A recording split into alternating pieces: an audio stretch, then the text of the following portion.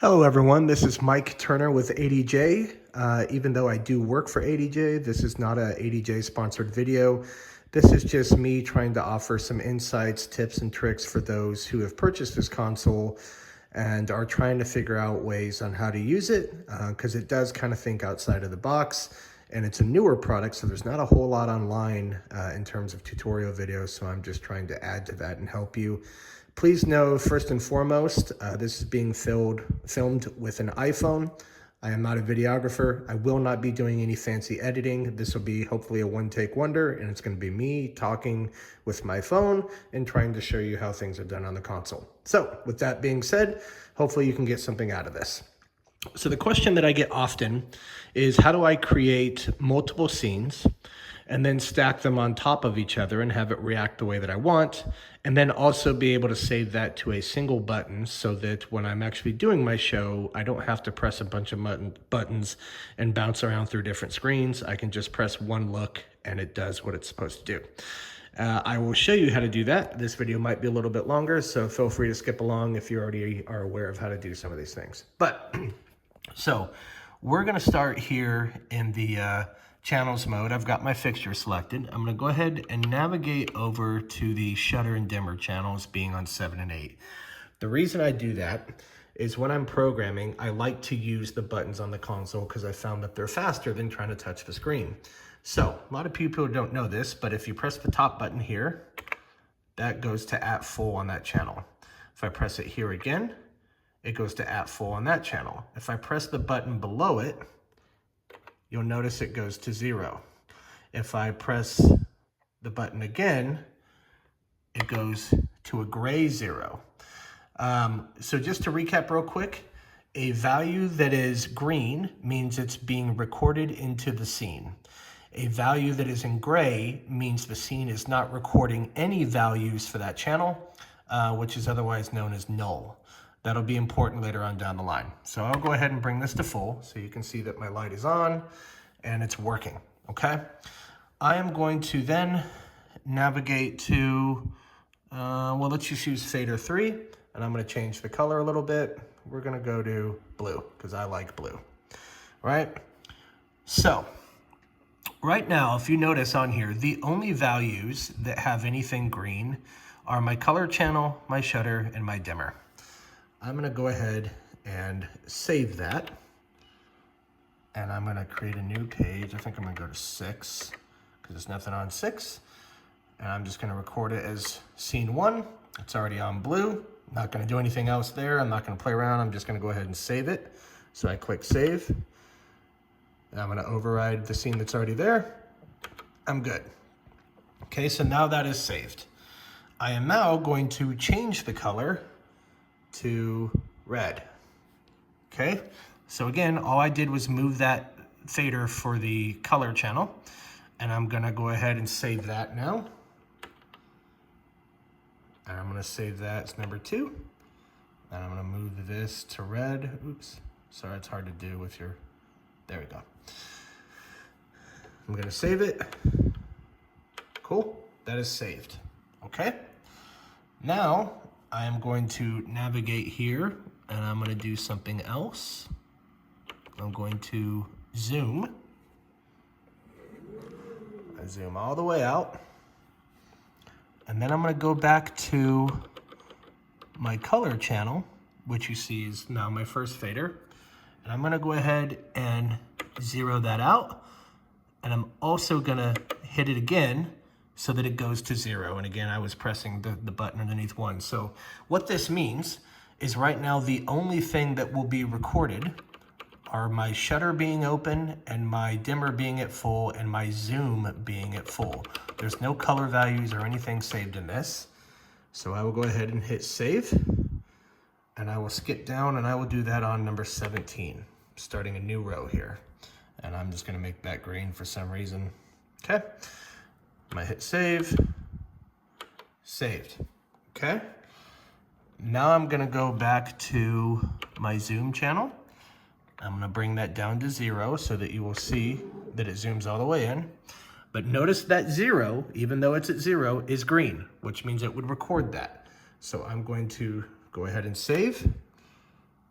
I'm gonna put that right here. I'm gonna make that green because it's also a zoom channel. I'm just gonna save.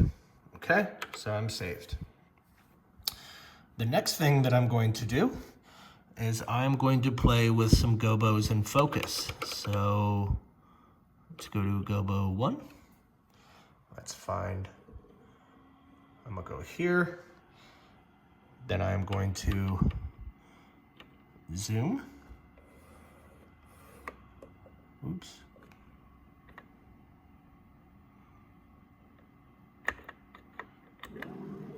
Zoom it all the way out. And then I'm gonna go to my focus channel. Oh, that's frost. Focus is right here, okay? And let's get it in focus.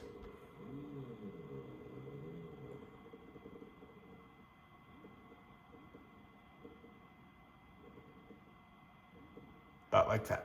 Okay, so now, if I were to save this, it's gonna remember the zoom value, it's gonna remember the focus value, the shutter and dimmer, and that's, oh, and the gobo, of course, right?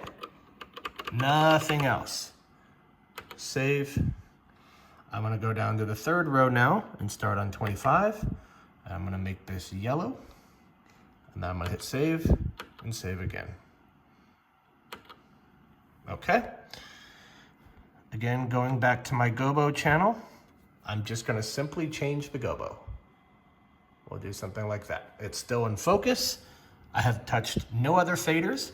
So the only thing that this is going to remember is the change of the gobo. So I'm gonna click save again. And I'm gonna save it here. And I think I was making that yellow. And I'll save that again. Now it's saved. Aha, okay. Now I'm just gonna clear everything out. You see it blacked out. I'm gonna go to my scenes page. So let's revisit this.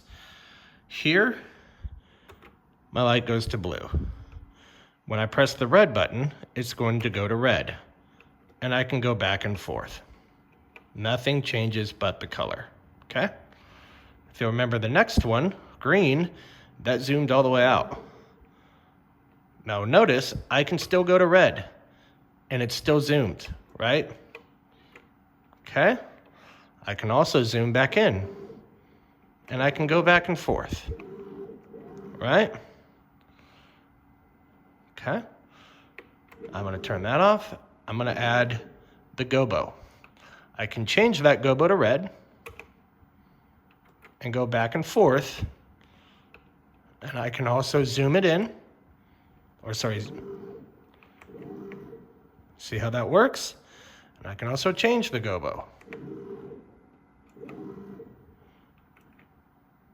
Right? So that allows me to have this page here where during a performance, and I didn't do any pan and tilt, but I could do it in the same way at the bottom. And it'll allow me to create a look. And in fact, I'm going to go ahead and do that. So I'm gonna go to my fixtures, make sure I'm still talking to that. I'm gonna go to my effects page. I'm gonna create a new effect, pan and tilt.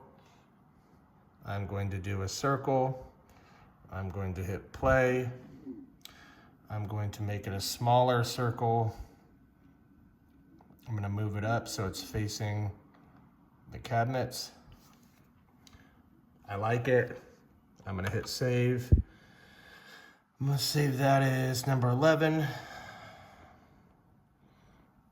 And I'm just gonna call that PT for a pan and tilt effect. Save. Okay, save. Okay, cool. So now, number 11 is my pan and tilt button, or you'll see that it's doing that, okay? So I'm gonna clear everything out. I'm gonna go ahead and trigger this pan and tilt, right? Notice the light's not on, it's not doing anything other than pan and tilt. And then I'm gonna go to my scenes page, and I'm going to save. Now note, it is still doing the pan and tilt effect. Now I'm gonna save it here on scene 25, and I'm gonna give it a pink color, and I'm just going to save. Okay, good. So now, revisiting this, I'm gonna turn it to blue. I'm gonna turn on this gobo. I am now going to add in the pan and tilt effect. So I've got the gobo on, it's in blue, it's zoomed out, it's doing a pan and tilt, but we're getting to an intimate moment in the song, and so now I wanna change colors. So all I do is press this. Nothing changes about the look except for the color. So you're starting to see how this kind of makes sense, guys, right? So let's do something a little different. You'll notice all of these scenes are playing at the same time.